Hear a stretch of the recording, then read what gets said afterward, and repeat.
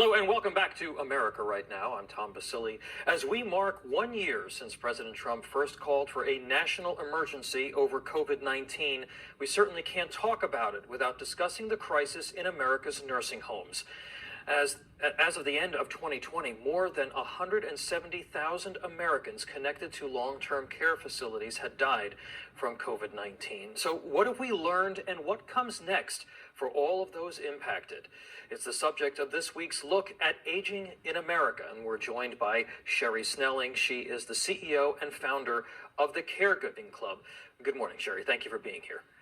Good morning, Tom. So it's been a year, and what a year it has been since these lockdowns began. Your thoughts on this anniversary? Well, I think it's really important to note that just this week, CDC just issued the latest guidelines for nursing homes and assisted living facilities to open up. You know, we had no visitation, complete lockdowns where families and residents in these communities were isolated from their loved ones. And so that created a lot of anxiety and frustration and a lot of mental health impact. And that was the reason that the CDC noted this week that they are going to lift these restrictions and now allow families to have visitation rights again. You know, one of the things I think we're going to learn as time goes on is how many people were impacted, not just emotionally, but mentally as well, from not being able to interact with their loved ones. So sort of people whose Alzheimer's or dementia got worse because they didn't get that mental stimulation. Your thoughts? Well, you know, it's interesting that you mentioned Alzheimer's disease, because one of the things that we do know is that maintaining a really good routine is essential when you have someone who has Alzheimer's or a related dementia. And so this isolation and this disruption to these normal routines became a real crisis moment, I think, for a lot of these senior living communities. And as well for the family members who were trying to care for them and knew that these routines being disrupted were so significant. In fact, there was one story where there was a woman who had her husband with Alzheimer's in a facility. She actually got a part-time job through the holidays just so she could be within the same community and visit her husband. But the statistics are telling us that, you know, there's over 8 million people in this country over the age of 50 who are chronically lonely. And one of the research studies that came out a few years ago showed us that chronic loneliness is the equivalent of negative health impacts to the point where it's like smoking 15 cigarettes a day. Wow, that's amazing. It has great impact on our cardiovascular health, and as I mentioned, on our mental health and cognitive health as well.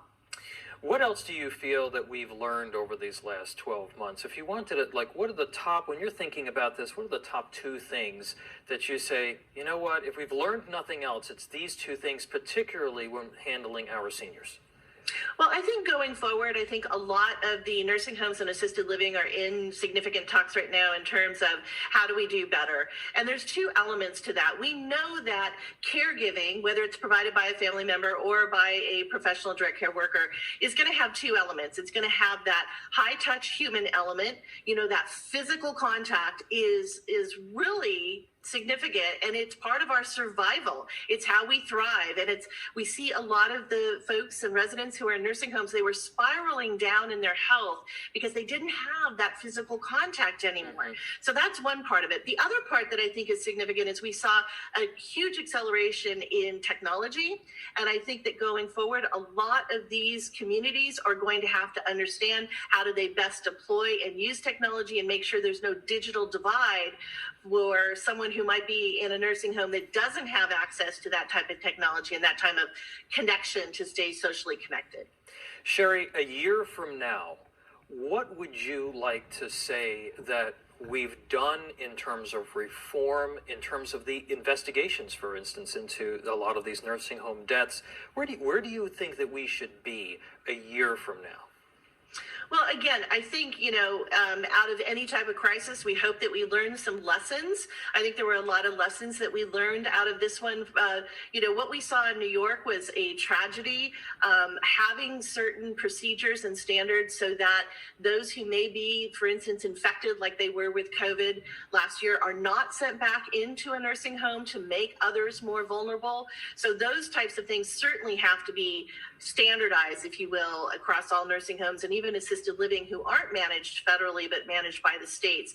I think the other thing, though, too, is that we need to recognize that we've got to be better prepared to not have this social isolation. And whether it's through technology or other types of programs, we need to maintain that physical and social contact for our loved ones who are in these communities. Sherri Snelling, thank you for your reflections on this one-year anniversary. Appreciate it. Thank you. Stay with us for plenty more America Right Now.